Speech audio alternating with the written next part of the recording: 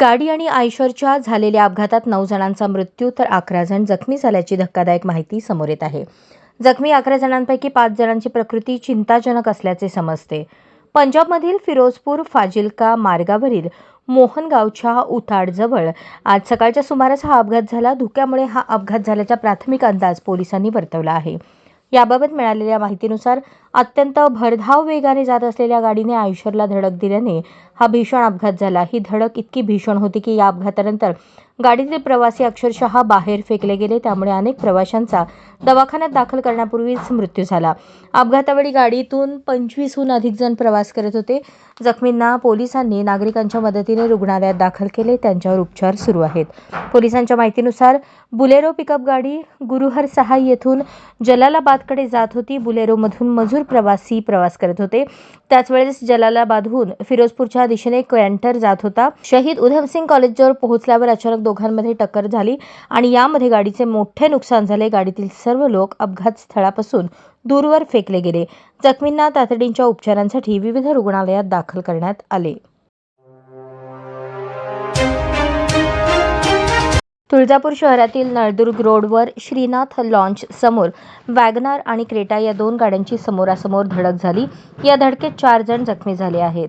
WagonR MH12 NU 0228 या गाडीतील भाविक देवीचे दर्शन करून अक्कलकोट येथे मुक्कामी चालले होते. समोरून MH25 BA 8811 या क्रेटा गाडीशी धडक झाल्याने वॅगनरमधील अपर्णा चिंतामणी घाटे वय 49, चंद्रभागा नारायण घाटे वय 83, चिंतामण घाटे वय 55, वैदेही चिंतामण घाटे वय 20 सर्वजण राहणार वारजे पुणे येथील असून त्यांच्यावर तुळजापूर येथील जिल्हा उपरुग्णालय येथे उपचार सुरू आहेत.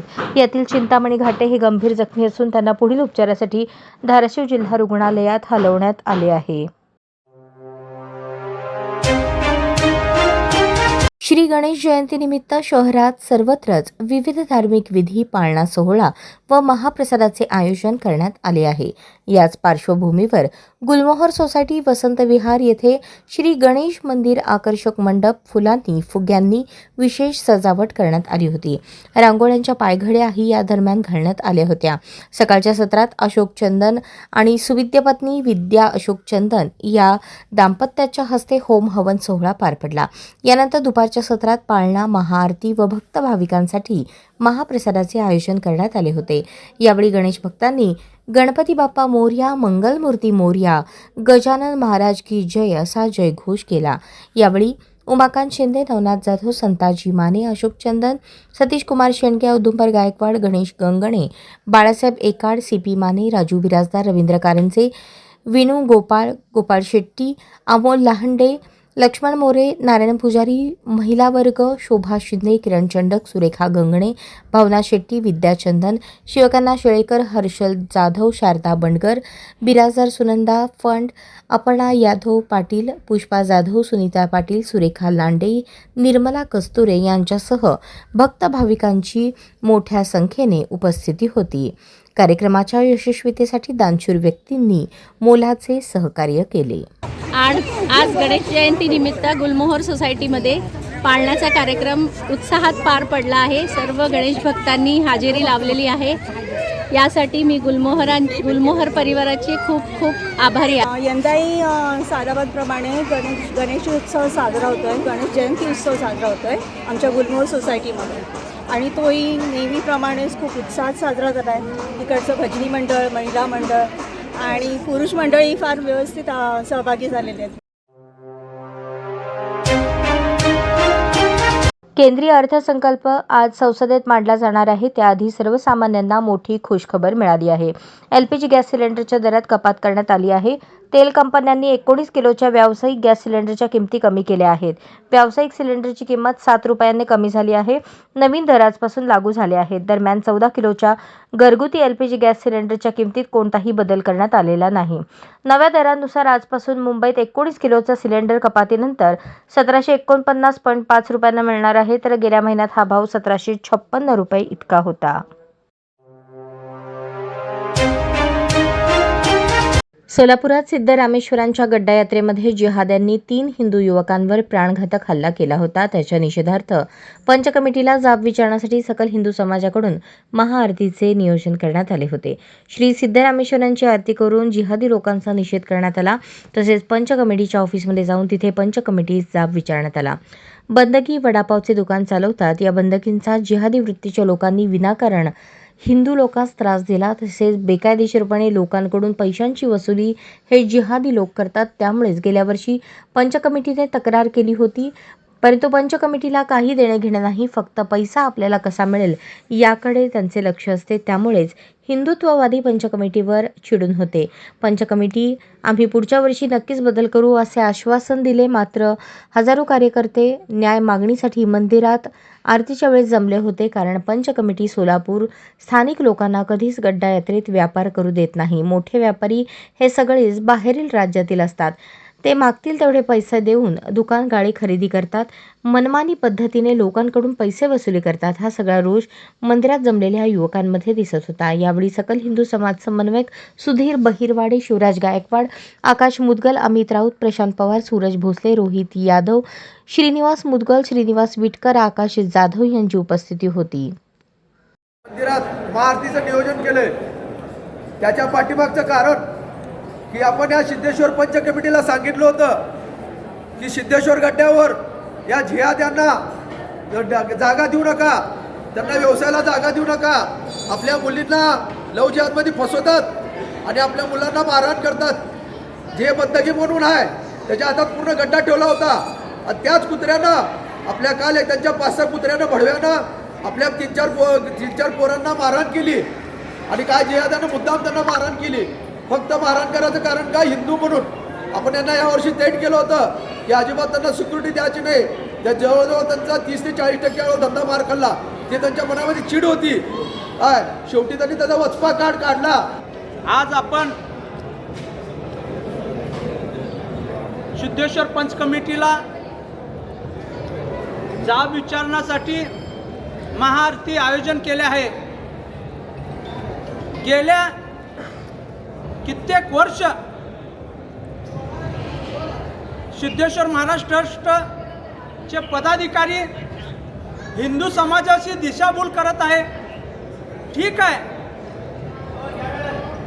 भक्त लोक हिंदू, खरेदी करणारे हिंदू आणि टेंडर जिहादी लोकांकडे. जिहादी लोक अक्षरशः गड्ड्यावर गेलं दमदाटी करत आहे. आपल्या हिंदू पोरावर प्राणघातक त्यांनी हल्लाही चढवले आणि तिथं 10-12 तारखेला पाळणाचं 1 रेट, 10-12 तारखेला गेलं पाळणाचं 100 रुपये रेट आणि ते 26 जानेवारीला गेलं 150 ते 200 रेट. आपल्या हिंदू समाजाचं दिशाभूल करत आहे.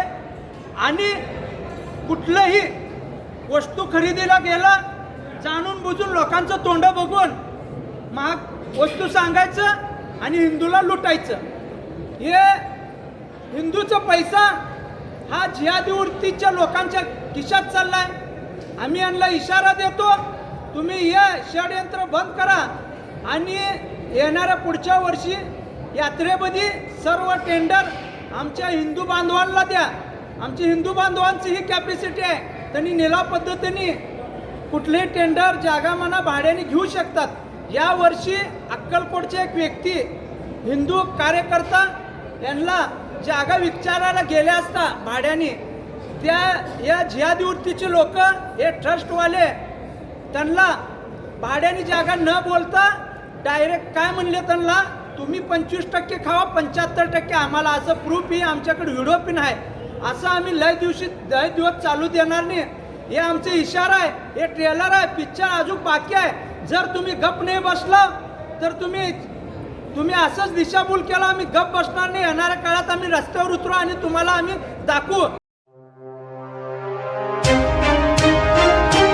संजवाडचे माजी सरपंच पंडित बुळगुंडे या प्रगतिशील शेतकऱ्याची ही यशोगाथा.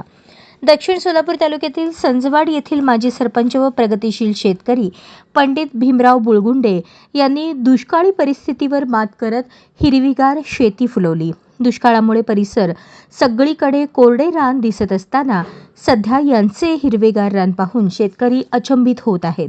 यासाठी माजी सरपंच पंडित बुळगुंडे यांचे उत्कृष्ट नियोजन आणि काबाड कष्टाचे हे फळ आहे. निसर्गाशी सामना करत पंडित भीमराव बुळगुंडे यांनी ही किमया साध्य केली आहे. भाजीपाला, फुलकोबी, हरभरा, गहू, ऊस, ज्वारीसह विविध जोमदार असलेली पिके पाहण्यासाठी त्यांच्या शेतात शेतकरी भेट देत आहेत. दक्षिण सोलापूर तालुक्यातील संजवाड येथील माजी सरपंच तथा प्रगतिशील शेतकरी पंडित बुळगुंडे यांच्याकडे 28 एकर शेतीपैकी बहुतांश जमीन कोरडवाहू आहे. दुष्काळाची चाहूल लागल्यावर सजग होत सुरुवातीला कमी कालावधीतील पिके घेतली. उपलब्ध पाण्याचा विचार करून शेतीचे नियोजन केले. 5 एकरात हरभरा, 10 एकर ऊस, 5 एकरात गहू, 4 ऊसामध्ये आंतरपीक म्हणून फुलकोबी लावून दुष्काळी परिस्थितीत चांगली सांभाळली. 2 एकरात असलेल्या ज्वारीपासून अंदाजे 1.5 लाखांपर्यंत तर कडब्यापासून किमान 40,000 रुपयांपर्यंत असे एकूण 2 लाखांचे उत्पन्न मिळू शकेल इतके दमदार ज्वारीचे पीक आले. गव्हाच्या उत्पन्नातून अंदाजे 30,000 रुपये उत्पन्न मिळेल. तसेच यंदा फुलकोबी पीकही जोमात असून त्यापासूनही चांगली आर्थिक प्राप्ती होणार असल्याचे माजी सरपंच पंडित भीमराव बुळगुंडे यांनी सांगितले. या पिकांची देखभाल व मशागत ते स्वतःच करतात. त्यामुळे निसर्गाची परिस्थिती विरोधात असतानाही पंडितरावांनी कष्टाच्या बळावर दुष्काळावर मात केली. त्यांच्या या नियोजनबद्ध शेतीचे सर्वत्र कौतुक होत आहे. चाऱ्यासाठी ज्वारीची पेरणी करण्यासाठी जमिनीत ओल नव्हती, त्यामुळे त्यांनी उपलब्ध असलेल्या पाण्याचे नियोजन करून जमीन भिजवून ज्वारी पेरली. शेतातील इंजिनच्या आधारे जमीन भिजवत त्या ठिकाणी ज्वारीची पेरणी केली. पाण्याचा अंदाज घेत गहू, कांदा आदी पिकेही कमी क्षेत्रावर घेत चांगली जोपासली. परिसरात हिरवे रान कमी असल्याने त्यांच्या शेतात रानडुकरांचा उपद्रव वाढला आहे. मात्र माजी सरपंच पंडित बुळगुंडे रात्रंदिवस पिकांचे रक्षण करत आहेत.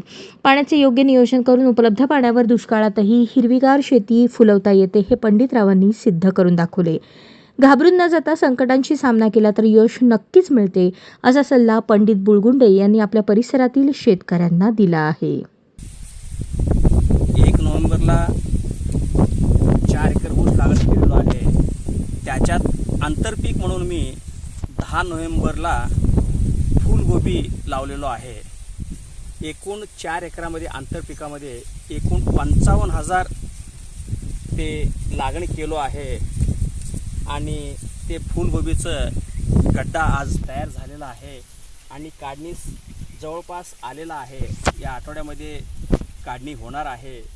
सध्या रेट नसल्या कारणानं थोडं धरसोड प्रति होऊ लागलेलं आहे. त्यामुळे एक 8 दिवसानंतर जे काही रेट असेल त्या रेटनं आम्ही बाजारभावानं आम्ही विकणार आहे. आता सध्या जेवढं गड्डा झाले, एक गड्डा कमीत कमी 1 किलो 700 ग्रॅम, 1 किलो 600 ग्रॅमपर्यंत वजन भरत आलेलं आहे. ह्या कोबीची तुम्ही रोपं आणलेत का बी रोप हे केलं? साहेब, आम्ही हे पंढरपूर तालुक्यातून आंबे चिंचोळीवरून हे फुलकोबीचे रोपं आणलेलो आहे. 1 रुपयाला 1 रोप या हिशोबानं आम्ही 55,000 कोबी रोपं आणलेलो आहे. आणि 10 बायाकडून आम्ही 2 दिवस ते आंतरपीक 5 फुटी सऱ्यामध्ये आम्ही अंतर टोकन केलो आहे. आज कोबीला जवळजवळ 10 नोव्हेंबरपासून आजपर्यंत 1-2.5 महिने होत आलेला आहे. सध्या कोबीचं गड्डा एवढा आहे, 1.5 किलो ते 1.25 किलो 2 किलोपर्यंत भरू लागला आहे वजन. आतापर्यंत त्याला 2.5 महिने झालेला आहे. सध्या मार्केटमध्ये रेट आहे का कोबीला? साहेब, सध्याच बघा अडचण. गेल्या महिन्यामध्ये 25,000 टन रुपये असलेलं कोबी आज 4,000च्या आत आले. 2,000 ते 4,000 टन आहे. त्यामुळे शेतकरी अनकम्फर्टेबल आहे. रेट फिक्स नसल्या कारणानं एकदा लागतोय, एकदा नाही लागत. आपल्याकडे जेव्हा शेतमाल असतोय तेव्हा रेट नसतंय, जेव्हा शेतमाल नसतंय तेव्हा बाजारभाव होतंय. हे सगळं काही शेतकरी पिकून सुद्धा व्यापारी वर्गांनाच फायदा होणार आहे.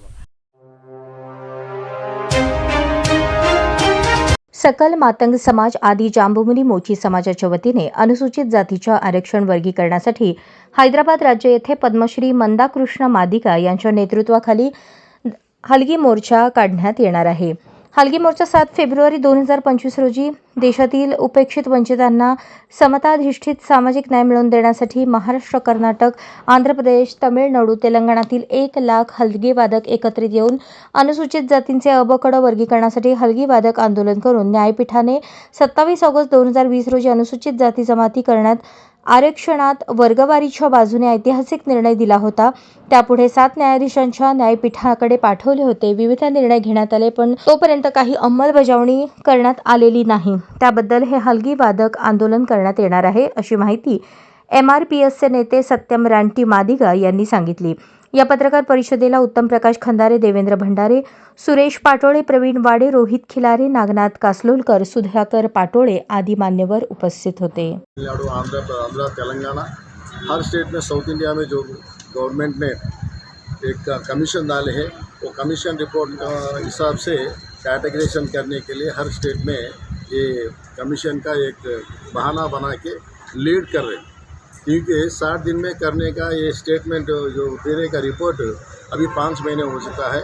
इसीलिए अपना मंदाकृष्ण मादिगा हमारा MRPS का नेतृत्व में 1 लाख 10 लोगों का आवाज़ उठाने के लिए वहाँ पर एक हैदराबाद में रैली लगा रहे हैं. उस रैली में पूरा साउथ इंडिया के साथ साथ अपना महाराष्ट्र के जो पब्लिक भी अपना कास्ट वाले पूरा उधर शामिल आना है. इसीलिए आमंत्रित करने के लिए हम लोग महाराष्ट्र टूर में यहाँ पर सोलापुर आया चुका है. क्या मांगे सब लोग अपना कैटेगराइजेशन SC रिजर्वेशन का जो वर्गीकरण करने का है, वो महाराष्ट्र के जो गवर्नमेंट ने कमीशन डाल चुके हैं, वो कमीशन का रिपोर्ट 60 दिन में देने का अभी 5 महीना हो रहा है. ये इसका जो टाइम पास करने का जो नाटक है राजकीयों का, पॉलिटिकल वालों का. इसीलिए दिनांक 7 फेब्रुवारी रोजी हैदराबाद येथे पद्मश्री वंचित उपेक्षितांचे मोची मादिगा समाजाचे राष्ट्रीय नेते माननीय मंदाकृष्ण मादिगा साहेब यांच्या नेतृत्वाखाली हैदराबाद येथे 1 लाखाचा हलगी मोर्चा या ठिकाणी आयोजित केलेले. आणि या हलगी मोर्चाच्या निमित्ताने आज सन्माननीय राष्ट्रीय नेते सत्यमाना मादिगा या ठिकाणी आलेले आहेत. या ठिकाणी मी आपल्या प्रेस न्यूजच्या माध्यमातून विनंती करतो की 1 ऑगस्ट 2024 रोजी सर्वोच्च न्यायालयाने जो निकाल दिलेला आहे, त्या अनुसूचित जातीचं अबकड वर्गवारी करता येते आणि तो अधिकार राज्य सरकारला आहे, अशा पद्धतीचा महत्त्वपूर्ण निर्णय या ठिकाणी सर्वोच्च न्यायालयाने दिलेले आहे. परंतु त्याची अंमलबजावणी महाराष्ट्र सरकार या ठिकाणी करताना दिसत नाही व अनेक राज्य या ठिकाणी करताना दिसत नाही.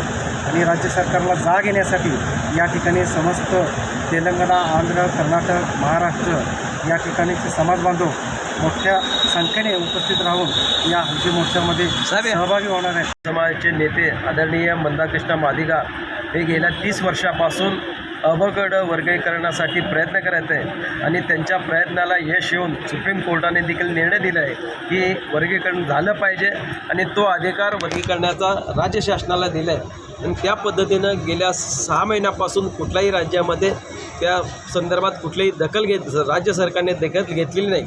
त्याच्यासाठी सन्माननीय मंदाकृष्ण मादिगा यांच्या नेतृत्वाखाली 7 फेब्रुवारीला हैदराबाद येथे जवळजवळ 1 लाख हलगी वादकांचा मोर्चा त्या ठिकाणी आयोजित करण्यात आलेला आहे. आणि त्याच्यासाठी महाराष्ट्रातील सर्व मोची, मादिगा, मातंग समाजाचे सर्व कार्यकर्ते, नेते त्या मोर्चाला उपस्थित राहणार आहे. आपल्या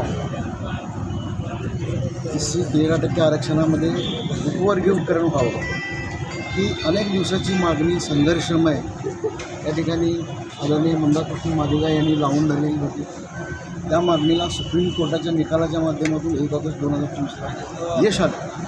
सुप्रीम कोर्टाने निकाल दिला की त्या राज्याला या संविधानाचं वर्गीकरण करण्याचे अधिकार आहेत. आता प्रश्न आहे, मग महाराष्ट्र असो, आंध्र असो, कर्नाटक असो, तेलंगणा असो, या राज्याची इच्छाशक्ती आहे का? आणि इच्छाशक्ती त्यांची जर गाफील असेल तर तिला जागृत करण्यासाठी या ठिकाणी 10 लाख हलगी वादकांचा मोर्चा या ठिकाणी आंध्रच्या या ठिकाणी धडकणार आहे. आणि म्हणून त्यासाठी आवाहन करण्यासाठी सत्यमजी मादिगा आज आपल्यासमोर आले. त्यांनी आपल्याला संबोधित केलेलं आहेच.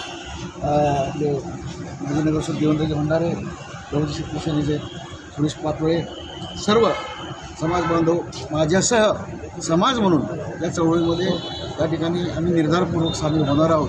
आणि म्हणून या सोलापूर शहर जिल्ह्यातील तमाम मातंग मादिगा, मिनी मादिगा, मोची या सगळ्या एकच जात आहे, म्हणजे शब्द वेगवेगळे आहेत.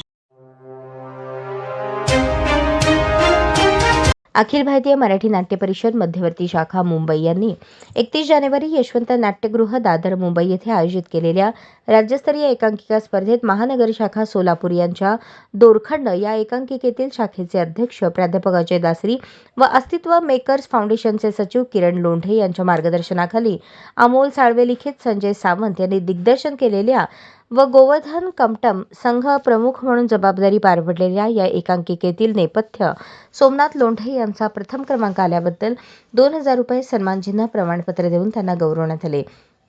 तर प्रकाश योजनेमध्ये दीपक शिंदे यांना प्रथम क्रमांक आल्याबद्दल 2,000 रुपयांचे रोख पारितोषिक सन्मानचिन्ह प्रमाणपत्र देऊन गौरवण्यात आले.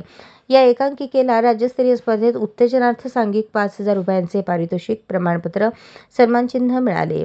कार्यक्रमाचे प्रमुख पाहुणे सिनेनाट्य दिग्दर्शक चंद्रकांत कुलकर्णी, मध्यवर्ती शाखेचे प्रमुख कार्यवाह अजित भुरे यांच्या हस्ते गौरव करून सन्मान करण्यात आला. यावेळी सिनेनाट्य अभिनेते मिलिंद शिंदे, सिनेनाट्य अभिनेत्री आदिती सारंगधर, स्पर्धा प्रमुख शिवाजी शिंदे यांची प्रमुख उपस्थिती होती. शाखेच्या अध्यक्ष प्राध्यापक अजय दासरी, उपाध्यक्ष गोवर्धन कमटम, अस्तित्व मेकर्स फाउंडेशनचे सचिव किरण लोंढे यांचे मार्गदर्शन एकांकिका सादरीकरण करण्यासाठी लाभले. संजय सावंत यांनी दिग्दर्शित केलेल्या एकांकिकेमध्ये सई दरेकर, सागर देवकुळे यांनी उत्कृष्ट अभिनय केला. सोमनाथ लोखंडे यांनी तयार केलेले नेपथ्य, दीपक शिंदे यांनी केलेल्या प्रकाश योजनेचे सर्वांकडूनच कौतुक करण्यात आले. दोरखंड या एकांकिकेचे लेखक अमोल साळवे, दिग्दर्शक संजय सावंत, संघप्रमुख गोवर्धन कमटम, यात सागर देवकुळे, सई दरेकर, श्रावणी लोखंडे, अभिजित दुपारगुडे, सौरभ रंगदळ, वेदांत पावटे, धनश्री कोल्हापुरे यांची प्रमुख पात्रे होती. एकांकिकेसाठी तंत्रज्ञ संगीत संयोजन आशुष लोकरे, नेपथ्य सोमनाथ लोखंडे, वेशभूषा अमृता गोसावी, रंगभूषा श्रावण ओमप्रकाश, रंगमंच संयोजन विजय बादुगडे, हनुमंत मते, रजनी दळवी, अमित रोगडे, नागेंद्र माणकेरी यांनी केले. या दोरखंड एकांकिकेने राज्यस्तरावर यश मिळवल्याबद्दल दिग्दर्शक, संघप्रमुख, सर्व कलावंतांचे, सोलापूर शहर व जिल्ह्यातील नाट्यपरिषद शाखांचे अध्यक्ष धैर्यशील मोहिते पाटील, प्रकाश येळगुलवार, अजय दासरी, विजय साळुंखे, चेतनसिंह केदार, सुभाष कदम, डॉ. मंदार सोनवणे, सोमशंकर घाणेगावकर, मध्यवर्ती शाखेचे सहकार्यवाह दिलीप कोरके, बालरंगभूमी परिषदेच्या अध्यक्षा सीमा येळगुलवार, महाराष्ट्र राज्य साहित्य परिषदेच्या डॉ. माधुरी भोसले, आंतरराष्ट्रीय नाट्य कौन्सिल समितीचे सचिव सुमित फुलमावडी, प्रशांत बडवे, स्वरांजली चॅनेलचे संस्थापक दयानंद मांबड्याल, नरेंद्र काटीकर, रेणुका बुधाराम, वसुंधरा शर्मा, इक्बाल नदाफ, दत्तात्रय पवार, राजेश राऊळ यांनी अभिनंदन केले आहे. रोटरी क्लब ऑफ सोलापूर, महिला व नवजात शिशु रुग्णालय सोलापूर व लोकमान्य टिळक सर्वसाधारण रुग्णालय मुंबई यांच्या संयुक्त विद्यमाने सोलापुरात 31 जानेवारी व 1 फेब्रुवारी रोजी मोफत बालरुग्ण शस्त्रक्रिया शिबिराचे उद्घाटन सोलापूर जिल्हा परिषदेचे CEO कुलदीप जंगम यांच्या हस्ते पार पडले. या शिबिरात जीभ टाय, फिमोसिस, अवांतरित अंडकोश, नाभीचा हर्निया, सिस्ट संबंधीच्या 0 ते 16 वयोगटातील बालरुग्णांवर मुंबईच्या तज्ज्ञ डॉक्टरांद्वारे मोफत शस्त्रक्रिया करण्यात येणार आहेत. शिबिरात सोलापूर शहरासह जिल्ह्यातील सुमारे 200 बालरुग्णांवर मोफत शस्त्रक्रिया करण्यात येणार आहे. याप्रसंगी बोलताना CEO कुलदीप जंगम यांनी डॉक्टरांची तुलना देवासोबत केली. त्याचबरोबर रोटरी क्लबच्या कार्याचे कौतुक देखील त्यांनी केले. सोबतच मुंबई येथील लोकमान्य टिळक रुग्णालयातील प्रमुख बालचिकित्सक डॉक्टर बारस कोठारी यांनी एकूणच बालरुग्णांच्या शस्त्रक्रियेसाठी सुरुवातीची मेहनत घेणाऱ्या नर्स, गार्ड तसेच इतर कर्मचाऱ्यांच्या कार्याचे कौतुक करत त्यांना शुभेच्छा दिल्या. याप्रसंगी सोलापूर महानगरपालिकेच्या आरोग्य अधिकारी डॉक्टर राखी माने, महिला व नवजात शिशु जिल्हा रुग्णालयाच्या वैद्यकीय अधीक्षक doctor Jayashree Dhawale, DGN Jayesh Patel, Rotary Club of सोलापूरचे अध्यक्ष सुनील माहेश्वरी यांच्यासह रोटरीचे अन्य पदाधिकारी, सदस्य, नर्सेस आणि नागरिकांची उपस्थिती होती. गेल्या काही दिवसांपासून राज्याच्या तापमानात बदल होत असल्याचे पाहायला मिळत आहे. रात्री गारवा तर दिवसा उन्हाचे चटके यामुळे नागरिक हैराण झाले आहेत. परंतु गेल्या काही दिवसांपासून रात्री जाणवणारा गारवाही आता कमी झाला आहे. आता हा गारवा पूर्णतः कमी होणार असून फेब्रुवारी महिन्यात उन्हाचे चटके लागणार असा अंदाज भारतीय हवामान विभागाकडून व्यक्त करण्यात आला आहे. फेब्रुवारी महिन्यात संपूर्ण भारतभर उन्हाच्या झळा जाणवणार असून किमान आणि कमाल तापमान सरासरीहून अधिक राहणार आहे असेही हवामान विभागाकडून सांगण्यात आले.